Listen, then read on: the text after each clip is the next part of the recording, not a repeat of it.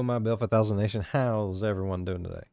Hopefully everyone's having a great day. If not, I hope it gets better from here. We are back with another Coffeehouse Crime. This one was titled Insufferable Man was released on bail, then murdered his partner. Wow. Okay. Let's go ahead and get into the story.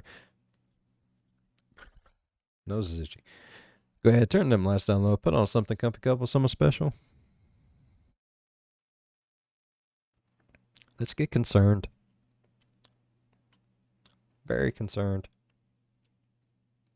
Yeah.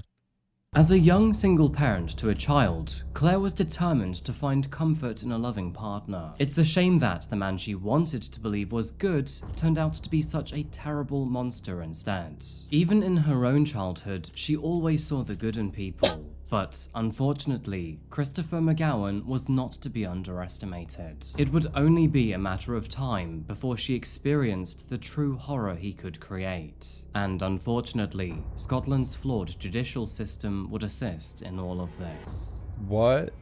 Chris was a man who made one poor decision after another. In fact, he was so full of them that police knew exactly who he was for all of the wrong reasons. Now, of course, there is much more to this horrible story than these few horrible facts, but this video serves as a reminder to how badly someone can ruin your life. Hopefully you know where you are by now, but if not, my name is Adrian and welcome to Coffeehouse Crime. I post up to 4 videos a week here, so if you like darkly fascinating content, please consider subscribing. And now, with that said, please grab yourself a coffee, pull up a seat, and get ready for the deep dive. This is the case of Claire Inglis. We're ready.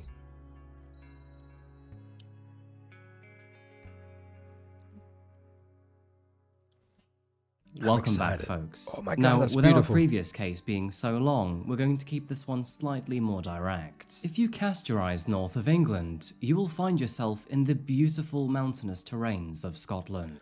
Cast your eyes.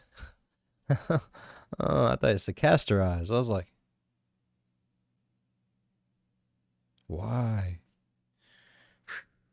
Our case today pulls us to the center of this incredible country, to a small city named Stirling. Now, it is said that Stirling clasps the lowlands and the highlands of Scotland together, and he who holds Stirling holds Scotland itself. This place has an abundance of ancient history too. Bones found here were radiocarbon dated to be more than 4,000 years old. This means that the city has been under many empires since then, and nowadays it is home to roughly 38,000 residents. Stirling has become a market town, specializing in transport, communications, and retail. But economic statistics aside, there is not much else to note about this city, to be honest. If you're looking for a quiet and docile place to live, then Stirling has you covered. But it is here in this city that we could find Claire Inglis. I want it. I want it all.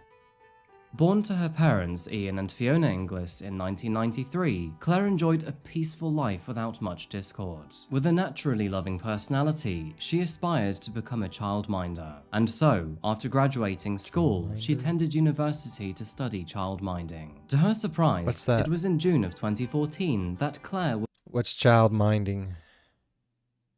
I don't know what that means. would become a mother herself. I'll be protecting his name in this video, but she was absolutely smitten with her baby boy. Tragically though, her son's father lost his life only 3 years later in 2017.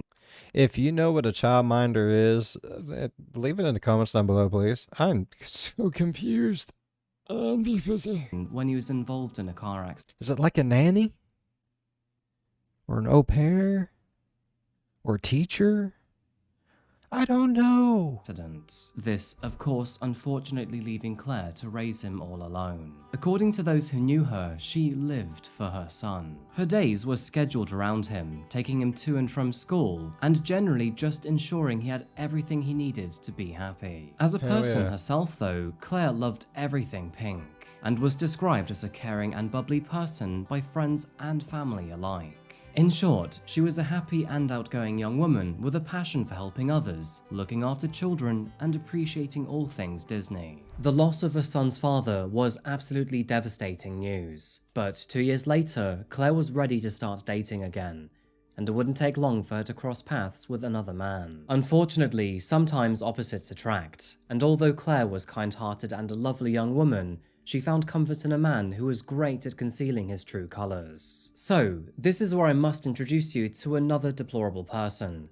And this man's name was Christopher McGowan. Although Chris was known in the area to be a decorator and a painter, many would be forgiven for thinking that his actual profession was in collecting jail time. Known as Kiki for all of the wrong reasons, he had become a familiar figure to police in the area, and expressed no desire in changing his ways. At the tender age of 14, Christopher made his first encounter with the law by being charged with breach of the peace. The following 14 years unfolded like a tumultuous saga, marked by a series of more than 40 offences and accompanying sentences for a myriad of crimes. Ranging from minor transgressions like criminal damage and shoplifting to more severe charges such as peddling heroin and menacing a police officer with a knife, it appeared Good Christopher was on an unrelenting quest to find himself entangled in the criminal justice system. Sporting a scar on his face and a local reputation as an aggressive Looks like a reject from fucking Sons of Anarchy, bro.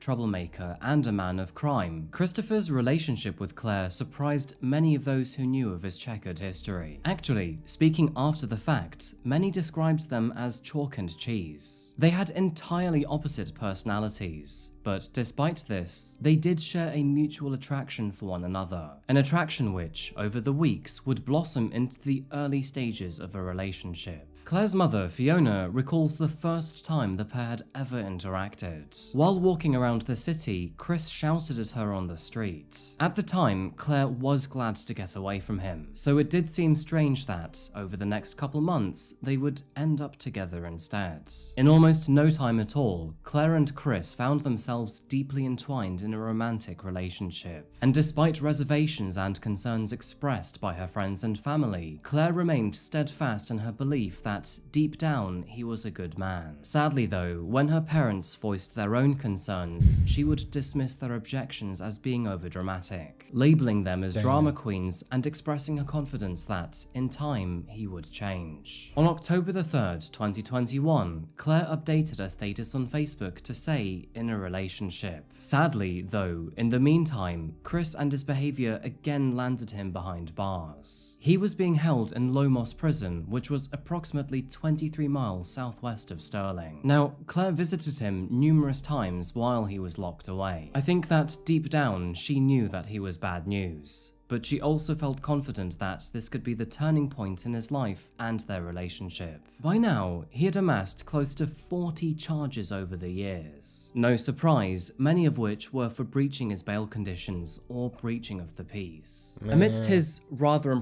She needs to swear about that baby, bro.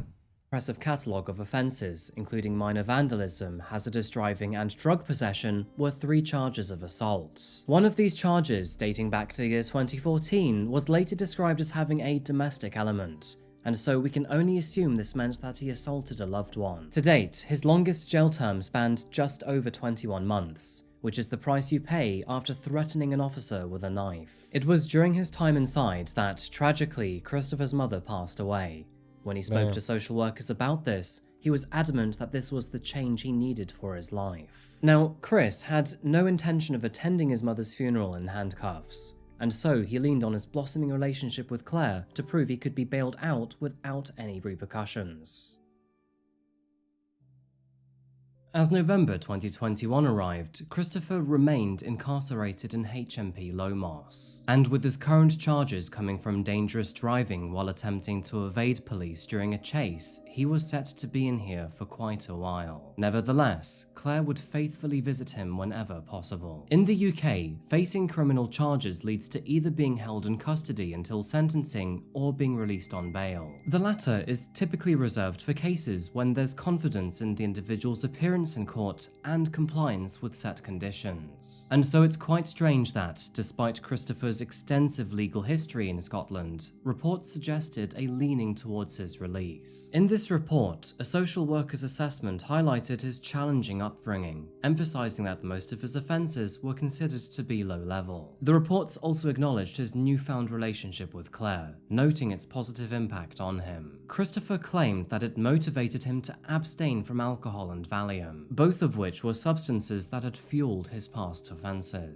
With his connection with Claire described as a positive relationship, it provided a stabilizing influence on what had so far been a tumultuous life for Chris. Now, one of the bail conditions that is required stipulates being bailed to a specific address rather than a general release. And so, after careful consideration, Christopher was bailed to Claire's address under one special condition, that being he must adhere to a curfew between 9 PM and 7 AM, and any violation of this or any of his other bail conditions would result in him being returned to jail. Now, after all of the problems and chances he had been given, you would think that Chris would use his common sense and gratitude to better himself. But sadly, you would be mistaken here. Almost immediately upon moving into Claire's home, he embarked on a spree of selling or pawning many of her belongings, all of which were disgustingly used to help fund his drinking and drug habits. This even included selling a watch she had received as a gift on her 21st birthday, and even selling her son's gaming console. Even still, the money made through these deplorable actions never seemed to be enough for Chris. Pisses me off. It was later revealed that Claire had accumulated thousands of pounds worth of debt. This was either through purchasing items for Chris or through him secretly purchasing things under her name. Seriously, folks, if you ever spot someone doing this, run for the hills. Only the most morally corrupt and selfish are capable of stealing from a loved one. Soon enough, Claire would frequently phone her friends and family asking for money, and although she usually gave the excuse to say that it was essentials for her son, most of them knew that deep down, it was actually for Chris. In fact, Claire's parents actually believed that most of the text messages sent by Claire was actually from Chris himself, because there was a distinct change in his writing style. Unknown to any of them at the time, but Claire was also facing a lot of verbal abuse from him too. In fact, one night when driving home in a taxi, the taxi driver recalls him threatening to kill her if she didn't buy him a chip butty. For you Americans out there, a chip butty is basically a sandwich with french fries in the middle. And no, I don't know why the British are like this. As the months passed by, Claire faced increasing resistance from her family and friends. I mean, they all loved her with all of their hearts, which is why they felt so strongly about her leaving a man who was so clearly rotten to the core. But many of us know how this can be. We see a person's ideal qualities and try to ignore all of the glaring red flags. Claire was a stubborn lover, and she so desperately wanted to make this work. But now, after voicing their objections, there was sadly nothing that her loved ones could do. They would just have to wait and see and let Claire come to her own decision. But tragically, as with many of these cases, she had no idea what was waiting for her just around the corner. Death. On the fateful day of November the 28th, 2021, Claire reached Coffeehouse out to her Crime. mother It's once death. again, asking for £25 for her son. But despite her plea, Fiona remained unconvinced and answered back with a firm no. And she responded further by activating Do Not Disturb mode on her phone. Both parents knew from experience that, sadly, this wouldn't be the end of it. A barrage of messages and calls usually followed after this, and so they had to protect their own time. But sadly, little did they know, this would be the last opportunity they would have to speak to their daughter. Later that same that night, sucks. both Christopher and Claire were spotted indulging To be so fed up, they're just like, turn the phone off. I don't want to deal with that. And then, oh my God, that would end me. Oh shit. in drinks in the heart of Stirling. This, of course, meaning that Christopher was brazenly violating his bail conditions. Shortly after this, Claire then returned to her residence in St. Ninians. A surveillance camera captured her entering a shop on Bannockburn Road. Grainy footage documented her purchasing a few items from the shop, with the owner kindly holding the door open as she vanished into the night. This footage would be the last known recording of her alive. The next chapter unfolded at 5 AM that morning, with a jarring awakening for two of Claire's neighbours. Drunk out of his mind and even slurring on his own words, Christopher shouted, "Wake up, I think I've killed her." Rushing into Claire's flat, the neighbours were met with a scene of horror. Claire lay on the bedroom floor in a terrible state. They attempted CPR while an ambulance was called to the property, though sadly, it became evident early on that their efforts would prove futile. Is the Amidst baby the numerous okay? injuries sustained across her face, they would also have to dislodge a wet wipe which was stuffed down her throat, and tragically, this had obstructed her airways. Despite paramedics doing their very best to resuscitate her, Claire's terrible fate had already been sealed. She had been murdered in cold blood, and of course, logically speaking, there was only one person who could be responsible. So, no surprise, Christopher McGowan was swiftly arrested and charged with her murder. And it's also not a surprise to learn that he strongly denied any responsibility. According to him, she had accidentally overdosed on Valium and then fallen down the stairs, which also apparently explains the numerous facial injuries. Sure, Chris, and I guess that wet wipe just magically lodged itself into her throat on the way down, right? Thanks to his long-standing reputation with the law, nobody was buying his story. Friends, family, and even strangers alike all believed that he'd murdered Claire. And now he would have to pay. When the trial commenced in Edinburgh's High Court, presided over by Judge Michael O'Grady, the shocking extent of Claire's injuries was unveiled for the public to see for the first time. The report exposed many gruesome details, which left those in the courtroom both traumatized and shocked. Claire had suffered severe trauma. Both of her eyes had been blackened, and a screwdriver had been used to stab her in the face. Over 70 distinct injuries were sustained that evening, including burns inflicted with a lighter, strangulation, and the forcible insertion of a wipe down her throat. The official cause of death was determined to be strangulation or choking. Throughout legal proceedings, the court meticulously detailed every act of violence inflicted on Claire that fateful night. The summary alone paints a vivid picture of a brutal and sadistic assault on a woman who stood at a mere 5 feet and 2 inches. This comprehensive account thoroughly disqualified any alternative theories put forth by Chris, to which he continued to claim was an overdose gone wrong or an accidental fall down the stairs. The case unfolded for over a week, in which all the evidence was meticulously presented to the courtroom. When the time came for the jury to render their verdict, it would only take them 2 hours to find it. And no surprise, they ruled that Christopher McGowan was guilty for the murder of Claire Inglis. Yeah. As a result, Chris was sentenced to life in prison with a minimum of 23 years behind bars. The fact is, this young woman was not only murdered, she was subjected by you to nothing short of torture. I shudder to imagine what her last minutes were like. To describe what you did as sadistic falls woefully short of the mark. It was beyond sadistic. The judge would go on to say, I have in particular mind the victim impact statement of her young son, who now spends each day lonely, bereft and bewildered, unable to make sense of why he must grow up without his mother. The reprehensible and prolonged assault which resulted in her tragic death was characterized by the conduct of a terrible man who is simply unfit to exist in a decent society. And while there may be some degree of satisfaction that Christopher was sentenced to the longest jail term possible under current laws, there is one crucial question which arose in the courtroom's shadow. That being, why was he ever re-released on bail to begin with? Quite understandably, these questions were only amplified when it became known that Chris already had domestic assault convictions against another partner. And so, many people, including Claire's parents, were left wondering how on earth this was allowed to happen. I mean, let's just lay all of this out on the table here. Here we have a man with former domestic assault charges being granted bail for another crime to stay with another partner who has a child, who has no idea about these previous charges. All of this just seemed incredibly short-sighted by the system. These realizations were incredibly angering, to say the least. In fact, the public was so upset by it that the news found its way to the Scottish government. And although it couldn't be answered, the question itself was straightforward enough.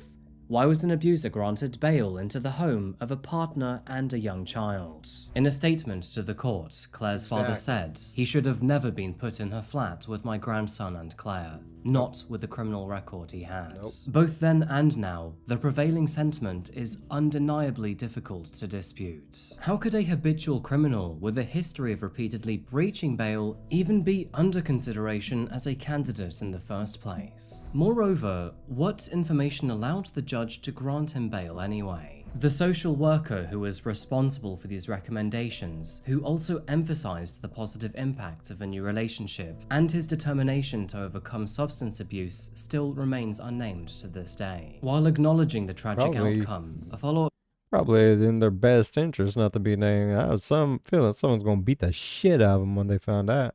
review of the process found no glaring missteps in the decision to release Christopher on bail, while the fact that the matter reached the governmental level signaled a strong acknowledgement of the issue, the resolution was sadly evasive. Matters of bail, remand and similar issues are generally decided by judges, and the government refrained from intervening or passing judgments on such matters. The outrage and quest for answers were not confined to Claire's parents alone. Numerous groups, including Women's Aid and entities within the judicial system itself, such as judges and police, voiced objections.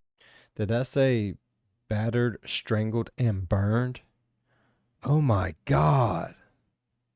Like, you can pause and go back and read it if you want, but I'm pretty sure that's what said, battered, burnt, and strangled. To the government's enactment of the Bail and Release from Custody Act. They believed that this legislation unduly constrained judges' options to keep individuals in custody while pending trial. Claire's mother would sum this tragedy up perfectly by expressing Claire's unwavering belief that Christopher would change. A belief that tragically transformed into a reality, albeit in the most sinister form. He became a murderer. Claire Inglis was a young woman full of life, joy, and happiness. She dedicated herself not only to raising her son, but also to caring for other children. Her degree and ambition focused on the well-being of children, and every facet of her being was geared towards doing good in the world and helping others. Friends described her as a beautiful, incredible young mum, a woman who selflessly gave her time away for the benefit of others. And it seems that this endless faith in others, this belief that people were fundamentally good, was taken advantage of. Her memory will live on through her son, a boy who is now orphaned and being raised by his grandparents. A memorial page for Claire At least he's still with family. Inglis is filled with endless platitudes about her positive influence on their lives. Good memories of happy times, and every single one of them is a testament to what a great person she was. Claire was robbed of her life. Her son was robbed of his one remaining parent, and Oh god, that's right. He lost his dad. Oh fuck. What? Oh.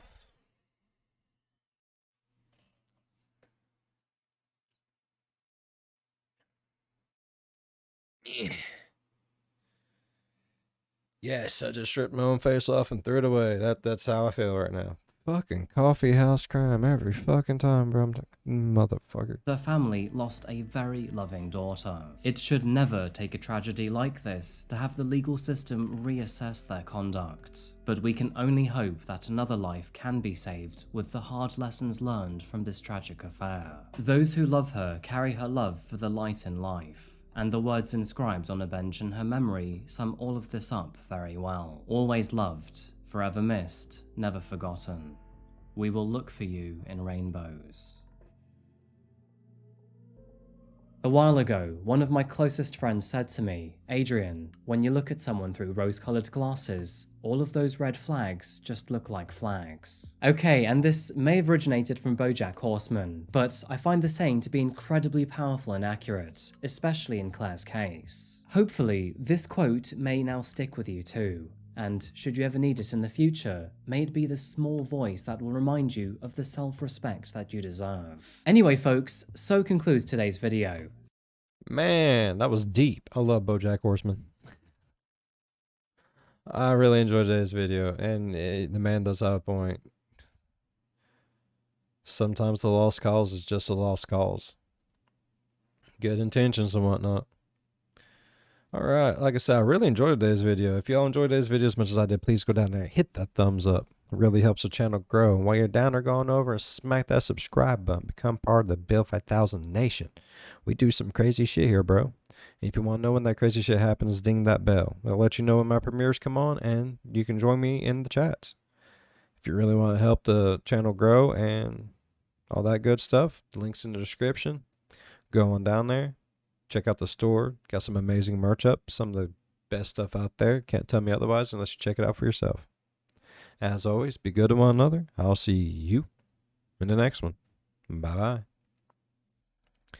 Man, that poor kid's got to grow up with no parents whatsoever because his mommy thought she could change shit into a polished shit. Like, that's.